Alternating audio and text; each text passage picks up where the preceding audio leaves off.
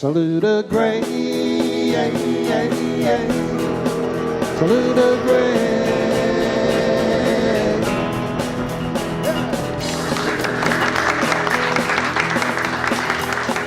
All right, well, thank you everybody for being here tonight. Bruce said I'm Bo Brown, and I am from Greenville, South Carolina. And I have been collecting railroad memorabilia since I was 12 years old. My grandfather worked for Southern Railway at Hain Car Shop in Spartanburg.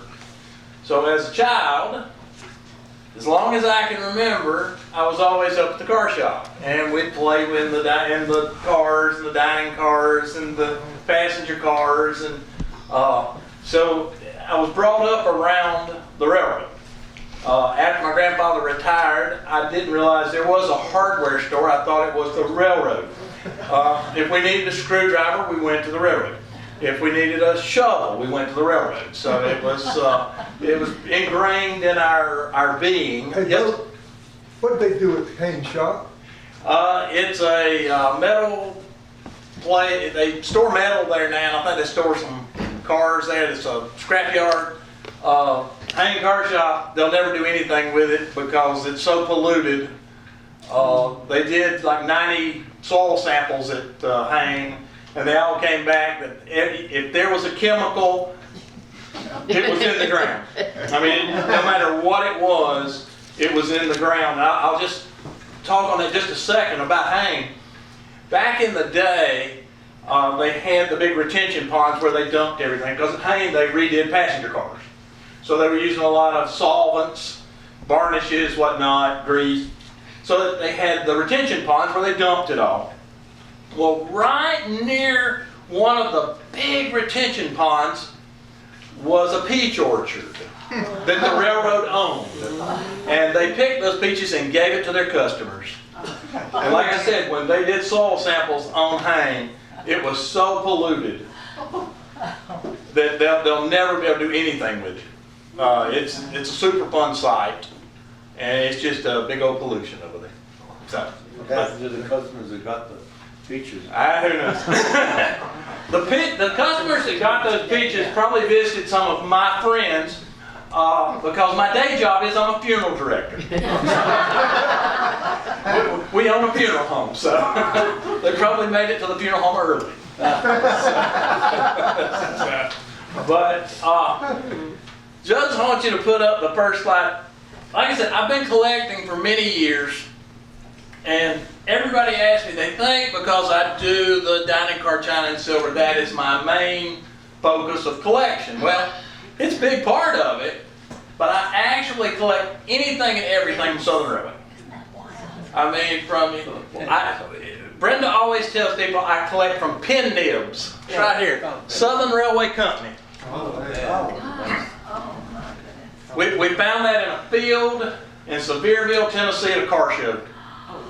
They had it's called Dixie Gas now, but back in the day it didn't have a name. And we stopped in there and we found it pin nib. So I go from pin nibs to my biggest part is I have a speeder. I have one of the inspection cars that the motor cars that they inspected the track with. So I go from the pin nibs to that and everything in between. I mean, bells, whistles, uniforms, lanterns, paper, tools, anything that the railroad had, I collect. So it's been, like I said, it's been a lifelong process. We spent a lot of time hunting and searching. When I was growing up, when my friends were going out getting in trouble on Friday nights, I was at home in bed because I was going to be at the flea market at 3 or 4 o'clock in the morning with lights. I was going to be hunting Jim. So, but anyway, so what we're going to talk about tonight is kind of the history, just a little bit of the history of dining car service itself. Focus on Southern Railway, the patterns of china silver that they used, the time periods that they used it, and then see some, towards the end, show some pieces of silver and china that you just don't see very often. I mean, they're hard to come by. Most of it's old. I was telling someone earlier, we have 2 displays here tonight the newest thing on this table is from 1923, which is this water pitcher and the ice bucket. Everything else is 1915 or older. So there's some pieces in here from the 1800s. This is from the Queen and Crescent route, which was Southern Railway West. That was their west lines. This would not have been used in this area, this particular silver. The china in this pattern is from the Queen and Crescent is one almost impossible to find, and when you find it, you just don't want to pay for it. I mean, relish dishes are $1,500, $2,000, and they'll have chips all over them. So I don't have any. I'm crazy, but I'm not that crazy. So, and then over here, this is a typical place setting from 1941. And that would have been on the Southern Tennessean. It could have been on the Carolina Special that came through here. We've not really determined that yet. That is the Carolina Special coming into Saluda. Now, this is a piece of silver from the Monico. The Monico was, in the little booklet you can read about it, dining car started in 1853 and on the Baltimore, Ohio. It was the occasion was when the governors of Maryland and Virginia and other dignitaries rode a full-length and newly completed railroad from Baltimore to Wheeling. And it wasn't on an actual dining car. They catered the meal, so they brought the meal in. They ate it on the train, and that was the first known when it was considered a dining car. The first real attempt at a dining car was in 1858 on the Philadelphia, Wilmington, and Baltimore, which became part of Pennsylvania. And then 10 years later, 1868, George Pullman. Everybody I think's heard of the Pullman Company, who was very instrumental in dining cars, in passenger service. I mean, he was the inventor of the passenger car as we know it, as it became known. He set the standard for passenger cars and dining cars. But in 1868, he started the first true dining car, and it was the Monico. That's a piece of silver from 1868. I mean, I think it's just amazing that it survived. I like to tell that so that you see where this started. Now, Southern Railroad started in 1894. It was a railroad started from they just were in financial problem, and by changing their names, they just didn't have to pay their debtors. That's it. Because you could come out of receivership in a new name, and the people you owed money to were just out of luck. Railroads were famous for that, y'all. They loved to go bankrupt and come out of bankruptcy. They did that on a regular basis. So. But this would have been Southern Railway's first china pattern. Just basic white china, the SR Blue Era. There's actually a piece of the china in here in the cabinet. There's a permanent display here of ours in the next room that has all the different dining car chinas, silver pattern for most of them, that they used all the china patterns, but that they used on the Southern Railway. So, like I said, in 1894 is when this was formed. Don't really know when Southern had its first dining cars. We suspect that this was business car. Because again, go back to the Pullman Company. Pullman did any of Southern's big trains, their crack trains, the Queen and the Crescent Limited, the Piedmont Limited, all of those were Pullman trains. They were 100% Pullman trains. The Southern pulled them, Pullman operated. So it's hard to say, but more than likely this was on a business car for the president of the railroad, vice president, business car, the railroad. So they had their own private cars. They had their own private china, silver, everything. And when a new president took over, he'd re-outfit his car with something new. There's lots of different business car patterns. This is some of the silverware that, again, if the china had the SR Era logo, silver had it too. They were, the same. This was first produced in 1897. Here's a water bottle with the SR logo. Etching first came about, and acid etching on glass came about right at the turn of the century, right at around 1900, 1895 to 1900 when it first started seeing etching used commercially like that on glass. So again, falls right in the time period of this being used. This would be a typical dining car in the late 1800s, early 1900s. On this side, there'd been 4 people to a table. On this side, 2 people to a table. And if you and your wife or spouse or whoever, your mom and dad, if you were 3 of you sitting at a table, somebody else was going to sit there with you. The railroad would sit somebody with you. It wasn't, it was first come, first served, but if there was an empty seat, you got to sit with them, which I kind of like. We rode Amtrak several times, met a lot of nice people, getting placed at a table with somebody. So I always enjoyed that aspect of it. This is one of the early 1900 menus. So see, again, this was on the Washington and Southwestern Limited, which was an all Pullman train, but you have the Southern menu. So it's, you know, they had some influence into what was happening on these trains.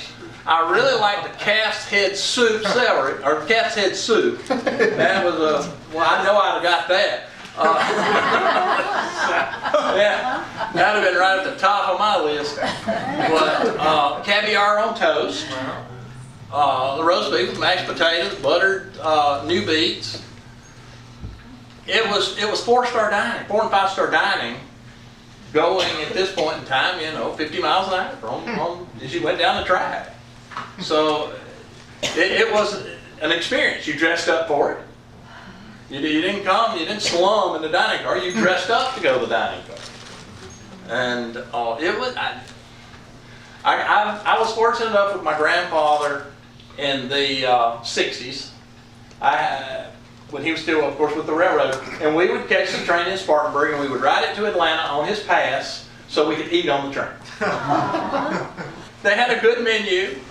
I mean, it had a lot of things. So, now, we were talking about the pottery that the guy said was made in Atlanta, somewhere between 1900 and 1910. This china pattern came out in 1909, so they would not have been using that SR on anything new after that. So again, the time frames all run pretty good together. But this pattern is called the Pelican. This china, with the exception of the name Southern, is the exact same china that the Pullman Company was using at that time. It just had Pullman where Southern is. Theirs was called Calumet. This is the silver that went with that. Again, side mark, just Southern. This china and this silver was used from 1909 to 1923. This is Smith silver. This is a pattern that was used on business cars. They're silver plated. Quadruple plate is what it is. It's not real silver, no. They use some. We have some sterling pieces from the railroad, but again, business car, a meeting somewhere. The sterling would not hold up to the use it was getting. The sterling's light. All of this is heavy. They needed it so that it wouldn't roam around the table. And the sterling was just too light for that, and like I said, it wouldn't hold up. Because I mean, they were, I've got pieces that I know they used as hammers. I know they used it as hammers. This is a teapot for in-room service. Again, this was probably used on a business card. It's too fancy for normal wear. It is 4 pieces. What you've got is, of course, the underliner, the teapot, the creamer, and then on top of the creamer is what looks like similar to the butter pat, but it's where they put the sugar cubes. So everything went, Sugar tongs. yeah, the sugar tongue there, and then they had the sugar cubes would lay on the top there. So when they brought it to you, it was all in one. Here's a breakfast menu from the Piedmont Limited around that time, 1912. And these were little small menus, maybe big. Tiny menus. I had to throw this in here because it's from the Land of the Sky, which that would have been on the Carolina Special, because of course Asheville was the Land of the Sky. So that would have been a luggage sticker. A lot of the travel brochures and everything came through the dining car. They were part of the dining car service. That was who was responsible for all that. Playing cards, dining car. Pillows, dining car. So the dining car was over more than just the dining car itself. So that's the reason I put that there. Here's a schedule where the Carolina Special was coming. I think it's pretty neat. Christmas menu from 1922. Oh. They did. I mean, everything is one day menu. Yeah. One day, thrown away. Thanksgiving was the same way. One day, thrown away. I saw two things. They were on eBay here several years ago. 2 Thanksgiving menus from Southern Railway. Grease, Nasty. $700. I did not get it. I couldn't believe it. They're greasy and nasty. $700. 1923, Southern goes from the Pelican, which is the white plane, to this. This is the prettiest china that Southern ever did. This is called Peach Blossom. This is called Peach Blossom because on the side of it, it has peach baskets. Oh. This was by far the prettiest china that Southern ever had. Again, these are better pictures of it. Got the big platters. The one in the back is a turkey platter. And then the dome covers, when they would bring out toast, normally they covered toast with them. Huh. And that, not food, toast. Those were toast covers. Again, more of the pieces. I think in this pattern there's about 18 different pieces, shapes, sizes. This is the first set of silver that they used with that china. This is international. This is one of those pieces. That's that big water pitcher. This is a 1923 piece. Ice bucket. This silver did not hold up. I mean, they ordered it in 23. In 1925, they ordered from Reed and Martin because this silver just did not hold up. Wow. It wore, it dinged real easily, it broke. If you replated it one time, the logo was gone. I mean, you couldn't see it, and they wanted that name. It was all about name recognition. So, in 1925, they go back to Reed and Martin. This is the pattern, that 1920, that transition. This is what they'd gone to. So this was their mainstay from 1925 on most of the trains till 1950. They used this the longest of any of their patterns. It held up well. They had it on the glasses. This glassware is just impossible to find. It just broke, I guess. The top on this is a Smith silver top.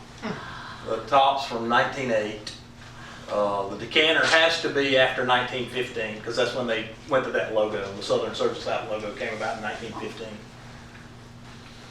These are some of the barware pieces, the ice buckets. These are difficult to find because there were so few of them. There would have been one cocktail shaker or lemonade shaker on a dining car. Again, one of the menus from 1927. This was their summer menu, I assume, because it's all cool items, cold items, drinks, and for the hot days of summer, July. They ate and used everything. Bacon grease was used in everything because they didn't throw it away. And again, we're going back that all these cooks were African American. They had eaten. I mean, that's their fried food was the mainstay. Bacon, all this grease. I mean, that was the mainstay. There's a dining car book, Dining on Rails, and it's taken menus or recipes from all the different railroads. The Texas and Pacific. If you ever see this book, get it. Got great recipes in it. But there's pancakes from the Texas and Pacific Railroad. They got bacon grease and sugar in them. They are the absolute best. I mean, you can feel your arteries clogging. But man, they're good. We had to quit making them, his doctor had said. I mean, they did this to me. Fat So- is flavor. Pardon? Fat is flavor. Oh, it is. You're absolutely right. If it's good for you, it's nasty taste. This is from the Crescent Limited. This is where they do the afternoon tea. This was for first class passengers, for passengers who were in the sleepers and all that. They would have the afternoon tea. So you go to the observation car on the tail end of the train, and at that time you could still ride out on the vestibule. Yeah. So you could just sit out there and sip your tea and eat your crackers as you went down the rail. I mean, As the soot and the wind blew through your hair. well, but it was kind of coming around. Yeah. So it wasn't as bad.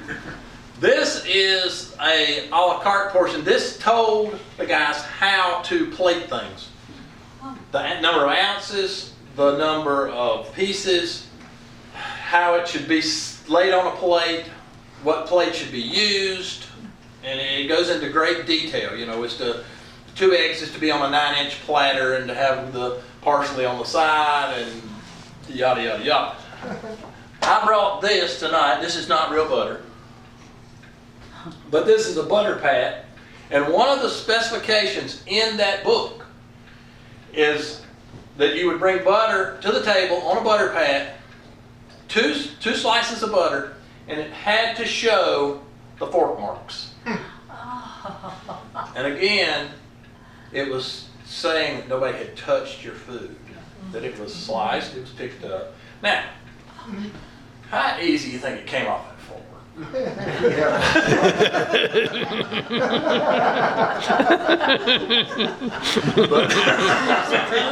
But it gave the illusion. And again, I mean, we're talking 1925, Deep South. Yeah. Racism abundant, black waiters, illusion. Wow.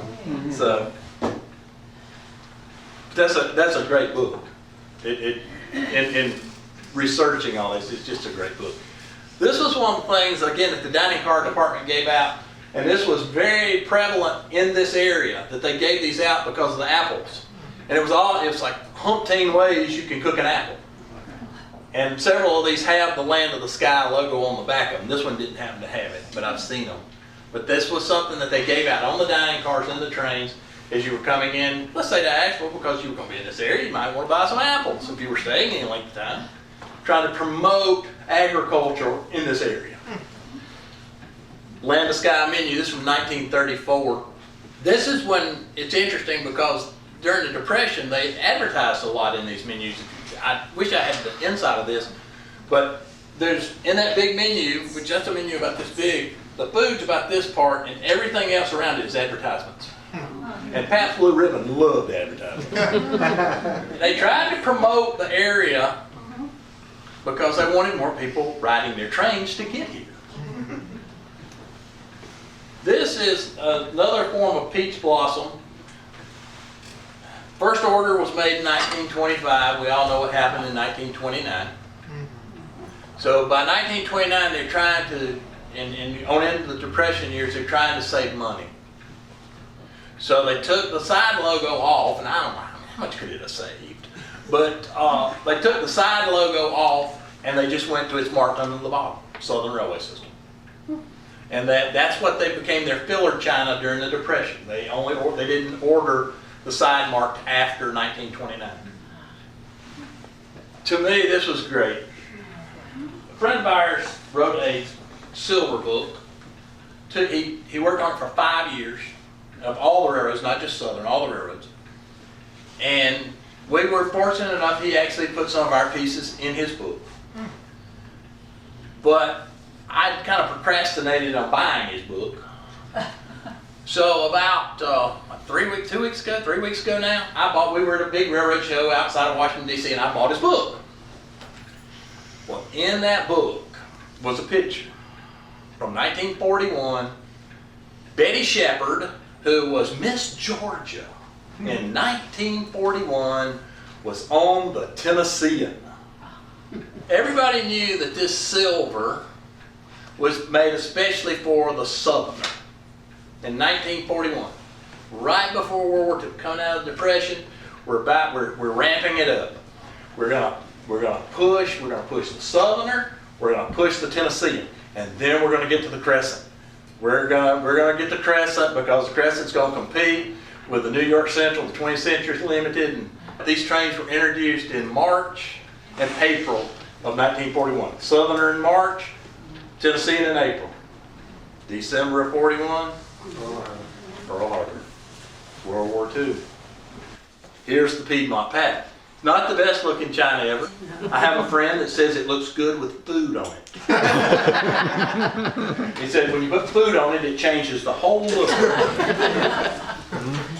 These are square notch bowls. There's one here. These, when you see these in pictures, they always had peaches in them. What they did, they were two different sizes and they set in one another so they could store better. Again, more pieces of the Piedmont. They had a lot of different shape sizes, whatnot. World War II menus. They were still producing them, but they made them smaller. And on each one of them, there's something about the war effort on the back of them. Okay, 1948. World War II's over. Railroad is really ramping up now, because now we're going to turn our attentions towards the Crescent. That was their train. That was the, if there was a famous train on the Southern, it was the Crescent. So this was the first menu that they came out with in 1948. This was when they reintroduced the train.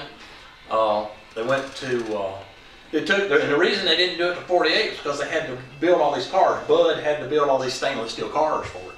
So it took them about 2.5 years to get their consist up, where they actually had the cars to do the trains. The diesel locomotives had been around since 1939, because Southern was the first mainline railroad to go to diesel. Wow. This is the silver they used on the Crescent. Yeah. Again, streamlined. Yeah. Put the wing pinion up on it. I mean, this was their flagship. There's no doubt about that. Now this is a silver that was used on a combined train, the Royal Palm, which was the Southern, the Atlantic Coast Line, and the Florida East Coast. It was a combined train. The silver and the china for this train were only bought once, and by Southern. And you see a lot of it in the Atlantic Coast Line, Florida East Coast, but you just don't see it from Southern. There's very, very few pieces of it. That's the china that was on it. I mean, that's ugly. That's worse than ugly.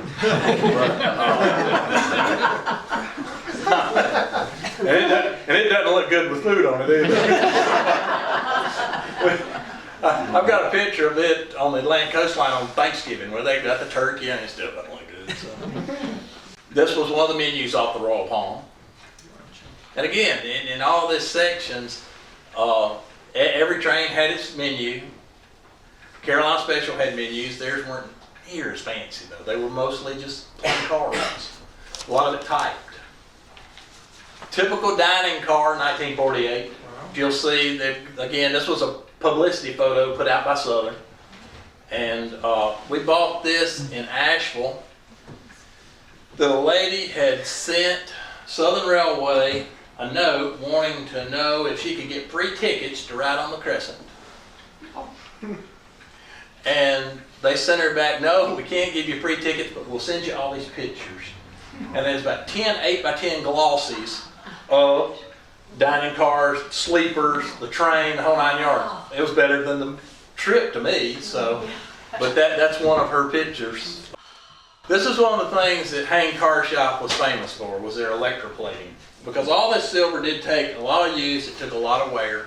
I always bring this picture because you can just barely see the logo here. It's been replated so many times. Again, this is that 1923 silver.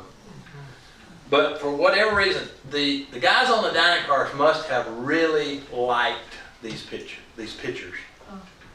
Because this one is fixed, but it was split from here to here. It was crazy. You can see it on the inside where they fixed it. Now, I don't think there were many of these, and this was fixed at Hang Car Shop in Spartanburg. And that's the only place that could have fixed it. It's the only place on the system that they had the technology, had the resources, everything to fix these things.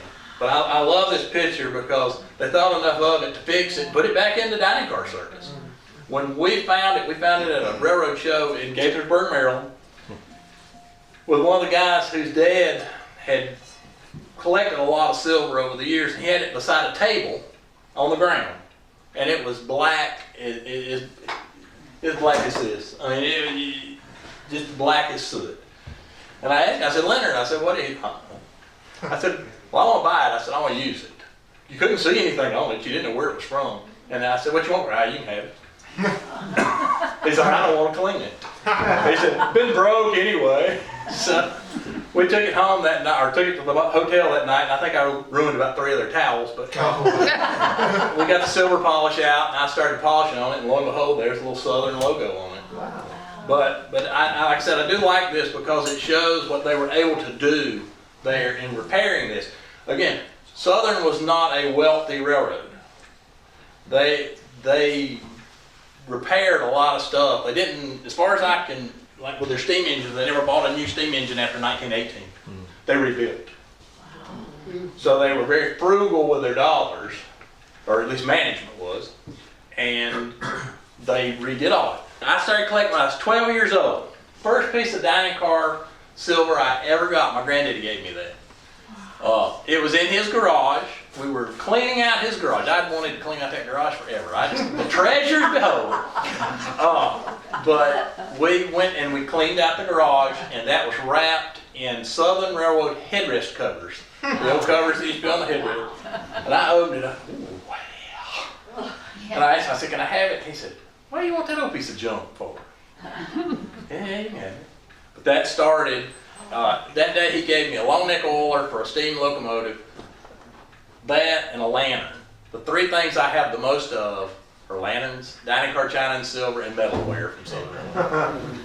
So, gotta go back to your roots on that. So, finger bowls. A lot of people, when they see these out and about, they think they're candy dishes. But again, we go back to this was a 4-star, 5-star dining experience, and when you were eating your fried chicken and your hands were all greasy, you would have that on the table, and you could dip your fingers in it, wipe it on your napkin, and clean your fingers.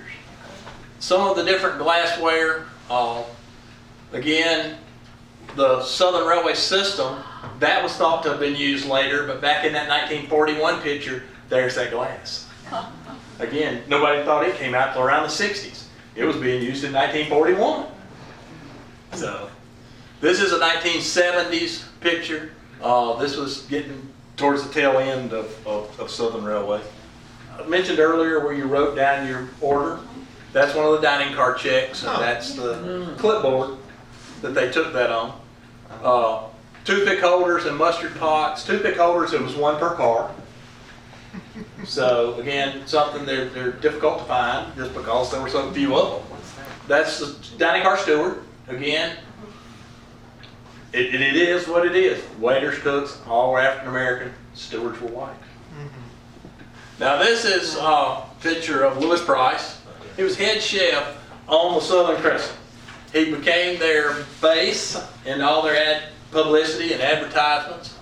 He was known for the corn muffins that are there, and in this corn cakes, as they call them, in the little packet there is that recipe. Nice. Actually in this there's several recipes from Southern and that they were known for. But February of '79 is when they stopped their dining car service. It went away. But on December the 3rd of 1978, he was killed in a train derailment. Oh, no. So he worked 37 years with the railroad, and like I said, he died in a derailment. In 1971, all the Class 1 railroads in the country went to Amtrak.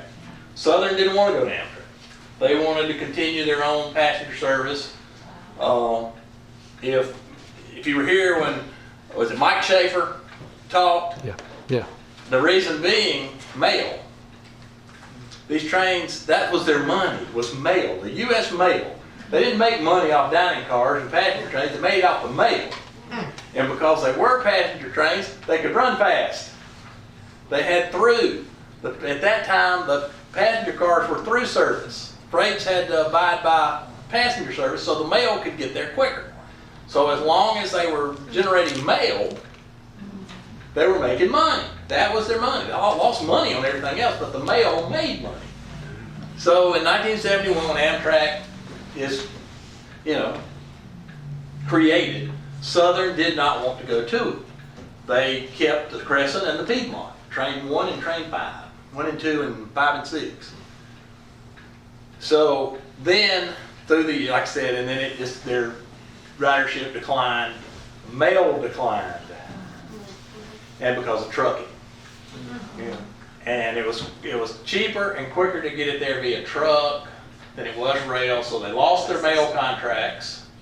So in February of 1979, Southern, after what, from 1894 to 1979, they went out of passenger service.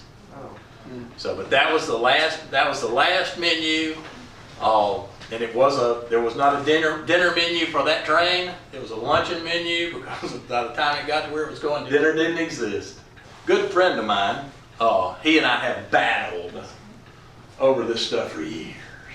I mean, we have at shows, at auctions, at eBay, like we have battled for this stuff. In a friendly way. In a friendly way, yeah. Because what it was, if something was like on an auction somewhere or eBay, whoever bid on it first had rights to it. We did not go against one. It's a gentleman's agreement. We kept it forever. Well, this blue pot came on eBay about 15 years ago. And I looked, and I had Clarence a bid on it. Because this is one of a kind. There is not, I'd love to see more, but this is the only blue cobalt Hall China Southern teapot there is. This is it. And he got it. We went to visit, and I wanted to see it. So we go up and we visit, and I looked at in Greensboro, North Carolina. And I got to see it, and his wife kidded me about it for years. And I kept telling that client, I said, well, Clarence, when you die, I want it, So, well, in 2017, his wife got really sick. And so he decided that while she was alive, he was going to sell all his dining car china and silver. Well, to get the teapot, I had to buy everything he had. 189 pieces. Oh, wow. Because I had already bought how many before. We had bought that many or more before on another deal. But he decided to sell. Well, his wife, we had not seen her since she had really gotten sick. And so she came down the hall, and it was like, whoa, because she was really sick.